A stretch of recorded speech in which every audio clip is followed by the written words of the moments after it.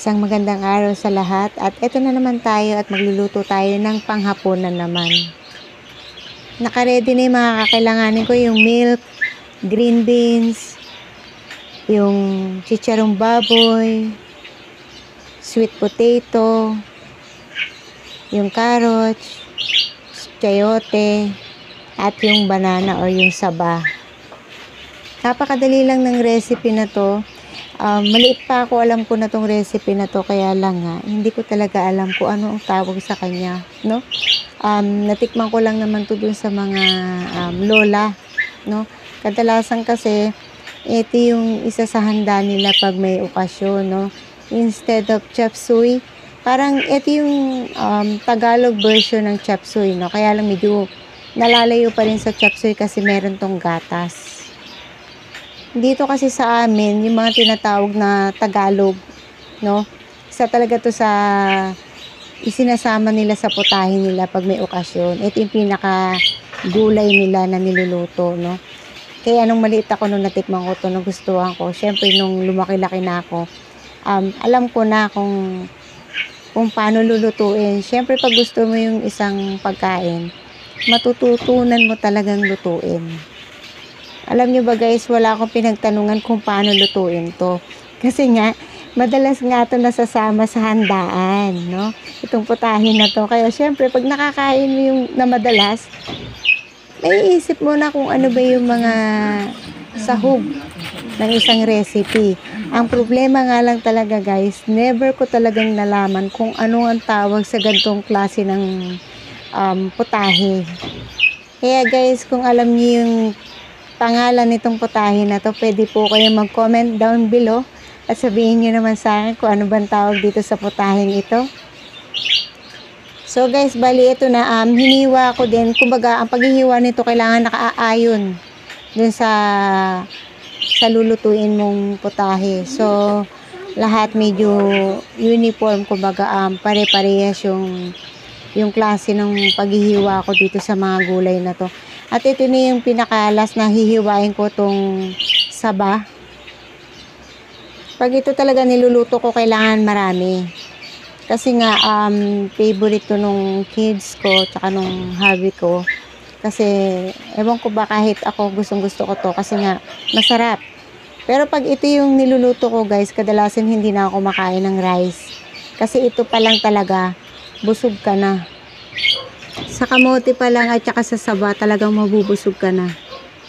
At ang pinakalas nating hihiwain, yung bawang at saka sibuyas, no? Sa wakas guys, meron na akong bawang, nakabili na ako. So ito na, na-prepare ko na lahat yung gulay at nagre-ready na tayo. Sisimulan ko munang iprito tong kamote at saka yung saba. Kaya naman piniprito to kasi guys, para pre-cook na pag mamaya. So, hindi na natin kailangan lutuin ng matagal mamaya. At syempre, kaya nga piniprito to kasi it adds flavor. Iba yung lasa ng napritong kamote tsaka napritong saging na saba. Mas masarap yung lasa. At habang nagpiprito ako guys, magpapasalamat po muna ako sa inyong lahat. Maraming salamat po talaga sa matyaga niyong panonood sa aking channel. At kung bago ka sa channel ko, please like and subscribe. At syempre, don't forget to click the notification bell for new updates. Thank you very much po talaga sa inyong lahat. So yan na nga guys, naprito na natin lahat na yung saba tsaka yung kamote. At syempre pagkatapos nito, magsisimula naman na tayong maggisa. So susukay lang naman natin yung garlic and onion. Palalabasin lang natin yung flavor ng garlic at saka ng onion. Pag naamoy mo na yan, ibig sabihin nun ready na. Kasi wag mo ganong piprituhin kasi ang ending papait, di ba? So after nung nilagay ko na tong sayote and then nilagay ko na rin tong carrots, susutay lang natin. Igigisa-gisa lang natin or yung tinatawag dito sa amin na tawag ay sangkutsa mo lang, no? Pagkatapos nandan, nilagay ko na rin tong green beans. Syempre, haluin lang natin ang hahaluin para magisa and then para yung flavor ng bawat nilagay nating gulay lumabas. And then, lalagyan na natin itong sweet potato, tsaka tong banana. So, di ba napakadali lang guys, no? Napakadali lang po talagang lutuin tong putahin na to. Pagkatapos, ilalagay ko na tong cabbage.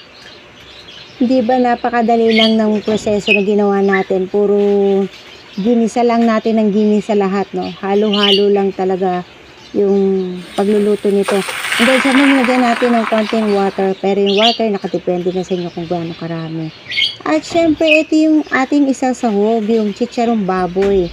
Pero kung gusto mo guys ng pork skin, yung ikaw yung mismong magpiprito ng balat ng baboy, mas masarap talaga yun. Actually, yun yung mas maganda talagang ilagay, yung pork skin. Kasi dun sa mga nakikita ko sa handaan, yun talaga yung nilalagay nila, yung mga bibili ka ng pork skin and then lulutuin mo, palulutungin mo, chicharonin mo.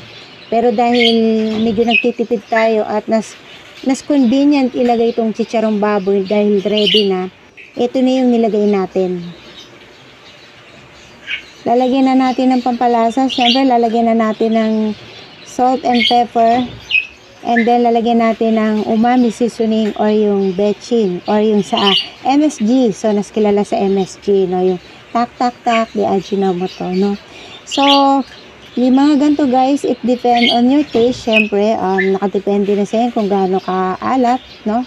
So, ikaw nang bahala magdidesisyon yun. Kasi, siyempre, ikaw yung kakain. Sisimmer ko lang to ng mga 2 minutes. No? Yung saktong kumulo lang. And then, tsaka ako na ilalagay itong evaporated milk.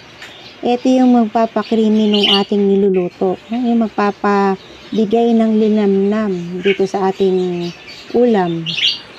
Alam nyo guys, pag ako nagluluto nito, hindi maalat. Yung mas matitikman mo yung lasa ng linamnam kesa sa alat. So, ganun ako pag nagluluto nitong putahin na to, no? Titikman ko lang to kung sakto na sa lasa. So, anyway, eto na. Tapos na to guys. Thank you for watching. I hope nag-enjoy kayo sa aking video for today. Thank you and God bless everyone. Bye-bye.